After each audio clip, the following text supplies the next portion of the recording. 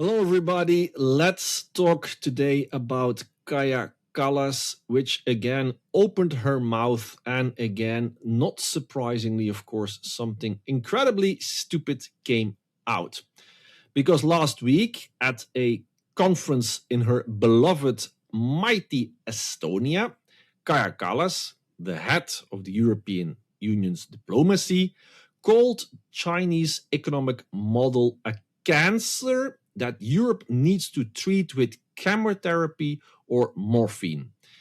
I'm not kidding you here. This is the European Union's High Representative for Foreign Affairs, representing 450 million people, casually comparing the world's second largest economy and Europe's largest trading partner to a terminal disease. China is exporting and not importing.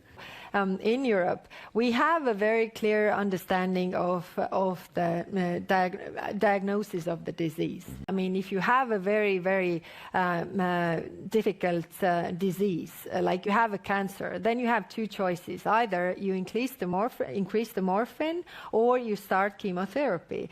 By the way, later on, she also said that we do need chemotherapy in Europe and not just morphine.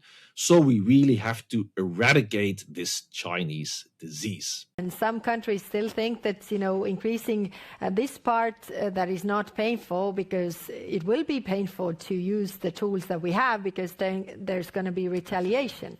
We are not there yet, and I'm worried that eventually also, the rich countries will run out of taxpayers' money to subsidize, and we haven't dealt with the underlying problem. Now, she didn't say yet that China is a disease or that the Chinese people are a disease, but clearly the rhetoric is going into that direction. And that, of course, means we're not too far away anymore from the good old Nazi rhetoric, which, of course, also used these kinds of terminology. Of course, what she says is not only completely reckless and dangerous, but the bigger problem, in fact, is that this is, of course, not an isolated incident, because this is part of a pattern. She remarked also quite casually that she supported the idea of dismembering or breaking up Russia into small states, because that would be more convenient, I think she said at that time. Clearly not understanding that this kind of action would potentially trigger a nuclear war, as this, of course, would be regarded by Russia as a very existential threat. Russia's defeat is not a bad thing. If you would have more like small nations, it's not a bad thing if the big power is actually much smaller. She also, by the way, advocated banning Russian tourists from the European Union, stating that travel to the European Union is a privilege, not a human right. Last year in September, she also said it was news to her that China and Russia were among the victors who defeated Nazism and fascism, casually here denying clear historical facts. And mind you, by the way, that Russia and China combined lost almost or even more than 50 million people in World War II. And then she also characterized the Chinese as very good at technology, but not that good in social sciences, while the Russians are super good in social sciences, but bad at technology. And here also casually stereotyping Russia and China, obviously without any clear understanding of both countries. And by the way, we're talking about Russia and China, but also regarding the Middle East, she obviously has no idea what to do. The EU Middle East strategy is in the working plans, but it's no point if drafting it right now when there's so much uncertainty. It depends very much how this war ends. Now, one can ask, why is it that this utter moron, this completely incompetent fool, was in fact appointed as head of the European diplomacy? Why is this lady of Estonia, a country of 1.3 million people, allowed to talk all this nonsense on behalf of a continent of 450 million people? Well, the answer is in fact quite simple, because the European Union didn't appoint Kallas because it wanted her to be diplomatic. No, she was explicitly appointed because of her undiplomatic behavior, and more in particular, of course, because of her Russophobia and her very confrontational approach to Russia. And as Le Monde Diplomatique in 2025 reported already, hiring a warrior rather than an ambassador was the European Council's aim from the start. And her appointment was described as a deliberate provocation to Moscow. And one Brussels diplomat, in fact, also said off the record, her days begin and end with Russia. So this, in fact, is just part of a broader European strategy. Find some hardliner to confront Russia, confront China, make them all angry in the process, and somehow still think that this would be an excellent strategy for Europe, which could make Europe great again. Therefore, the appointment of Kallas tells us everything we need to know about the complete lack of any strategic vision in Europe, and the very fact that they are now completely cut off from reality. Because, of course, putting Kallas in that position is not only a train wreck waiting to be happening, and of course is happening right in front of our very eyes, but in fact it's also a very clear symptom of a real problem, and that is of course a cancer within the heart of Europe. Because Europe's real problem is of course not Russia, and it's of course not China's competitiveness, China's economic model. Because if there's any cancer eating away at Europe, it is of course the mindset that people like Kallas now show very clearly, and of course is shared by almost everybody in that Brussels bubble. It is clear for all to see that Europe suffers indeed from a very deep structural, cultural, intellectual crisis, which already has taken root decades ago. And this whole reflex from Kallas to say that, the Chinese economic model is a disease is, of course, the same as saying, actually, they're doing a better job than us in Europe. But of course, we can't say it, so we have to call it a disease.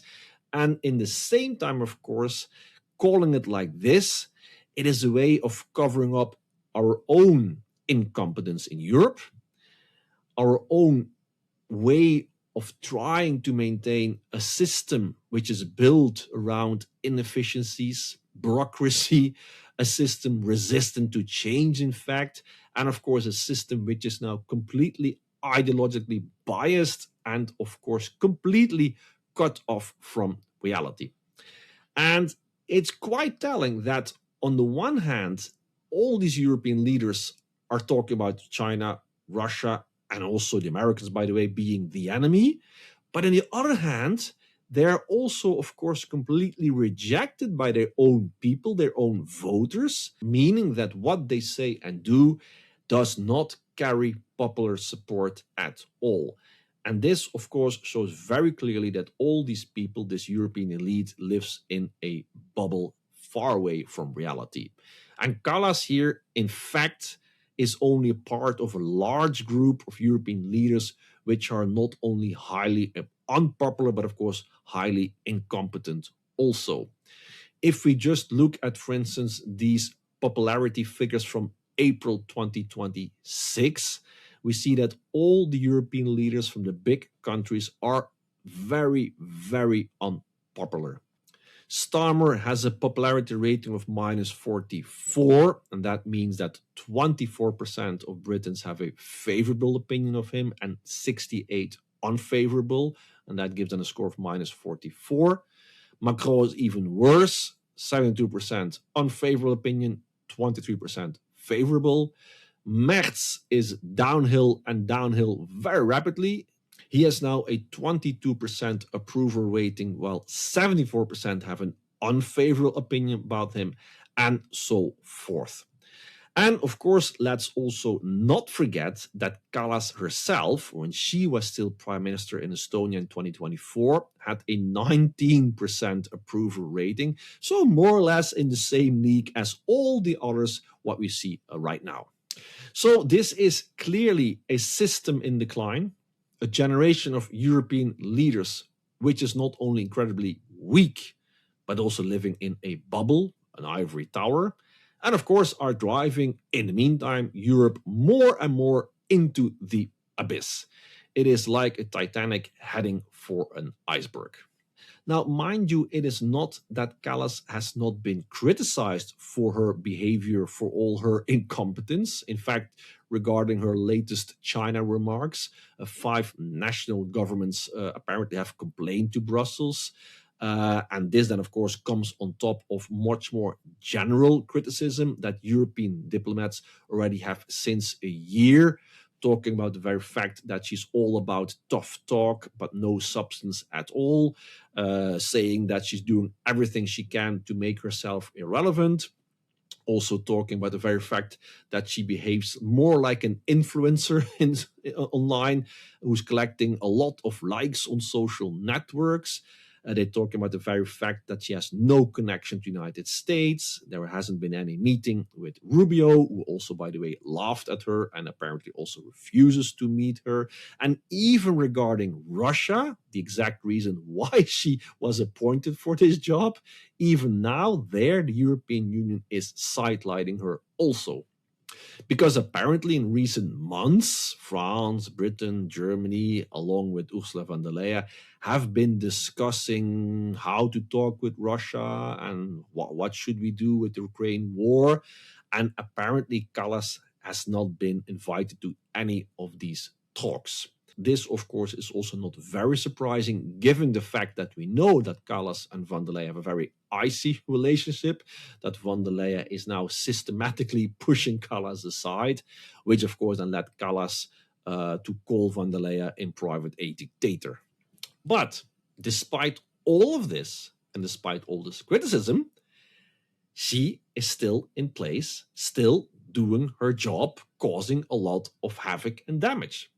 And that, of course, tells you everything you need to know about Europe. She's not being fired, which means she's still allowed to be the head of diplomacy of the European Union. She's allowed to continue to make all these outrageous, stupid comments. And that, of course, simply means that for Europe, it is still acceptable that she, on behalf of 450 million people, can make all these remarks. So forget about the very fact that a large part of these 450 million Europeans do not agree with their leaders and do want to have a different course.